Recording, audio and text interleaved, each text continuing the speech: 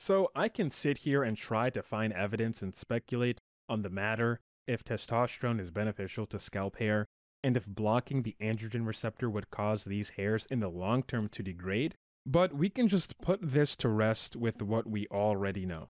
And I want to give a special shout out to a subscriber of mine who was able to get this gate-kept study that was from decades ago.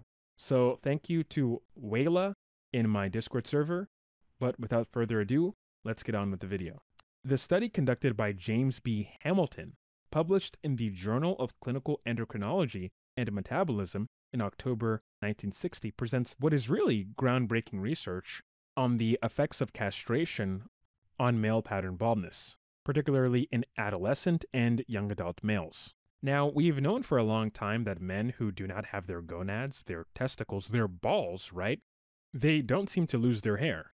Hippocrates, who's known as the father of medicine in the West, can even be quoted as saying, quote, "Eunuchs are not subject to gout, nor do they become bald." Similarly, Aristotle observed that eunuchs don't go bald on top, but he also made the assessment that women do not go bald because they don't produce semen, but we know that women can go bald. So I guess he was just making some sort of general claim.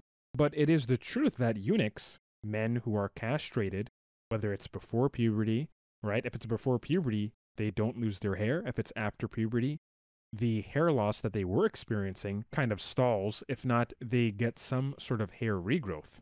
So this objective study by James B. Hamilton essentially just puts this in a science and conclusively finds that this is the reality.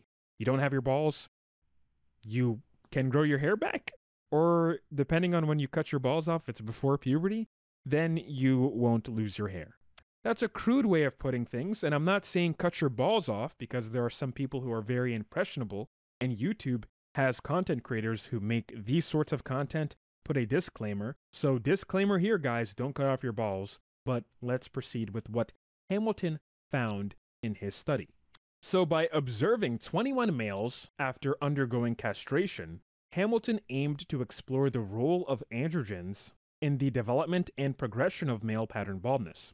His findings revealed that after castration, subjects showed no further development or expansion of the bald areas, indicating a significant halt in the progression of male pattern baldness when compared to their intact counterparts.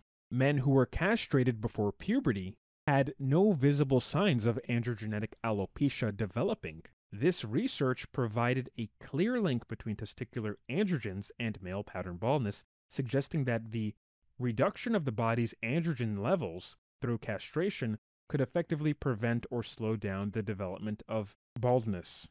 But here the cure is worse than the disease, so let's take a step back and not do that. But I bring up Hamilton's results because it challenges the notion that if you were to block the androgen receptor and prevent testosterone and other androgens coming in contact with the androgen receptor in the hair follicle, that it could negatively impact the hair quality or result in some sort of long-term weird hair loss that's absent of androgenetic alopecia. So it could be some sort of hair loss condition that is predicated on the hair follicle not getting stimulation via androgen receptor from testosterone or any other androgen besides DHT. But in fact, this study, the Hamilton study, shows that, especially in the case of men who were castrated before puberty, if that was the case, if they needed testosterone, then I'm sure that Hamilton would have pointed out that, wow, the hair quality for these men, it's pretty ass, right? But instead what you see is high quality. These men don't lose hair whatsoever. That is, the men who are castrated in their adolescence, they don't lose their hair. They keep their juvenile hair, and they just pristine hair condition. Even the men who were balding and were subsequently castrated after puberty, they saw some improvement in the bald areas of their scalps. And they didn't see any further progression of androgenetic alopecia. So here, if we really needed testosterone, we would have seen the quality of the hair progressively get worse. Now, we know that there are quality differences between hair from men and hair from women. All you have to do is look up scanning electron microscope photos of male versus female hair. We also know that estrogen elongates the duration of time in which the hair follicle grows a particular hair. That's why women typically have longer hair, and the quality of the hair itself is different. You can also check forums in the literature of people who have the transgender experience, right? People who present as males who undergo hormone replacement therapy to get to a more feminine profile. The quality of their scalp hair changes too. So just to conclude here on this particular point, I don't think testosterone really does much on scalp hair growth. Maybe it has a minimal effect, but completely blocking the androgen receptor such that not even testosterone can frequently bind to it, no, I don't think it's going to cause hair loss by any stretch of the mean, or it's going to reduce the quality of the hair on the scalp. But if there's more evidence to it, I'm happy to change my opinion here.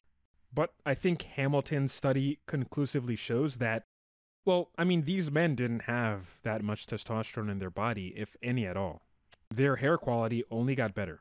We predicate our same understandings with the Imperocto-McKinley discovery about men who are deficient in type 2 5-alpha reductase, which causes them to have less DHT in their serum and in their tissues. And what did we see there? These pseudohermaphrodites only had better hair. It's just that over here, they lost their 5-alpha reductase type 2 enzymatic activity. And the Hamilton case, these men got their balls cut off. And I don't want to cut off my balls just to save my hair. So I'd rather target DHT, reduce type 2 or even type 1, both enzymatic activity of 5-alpha reductase.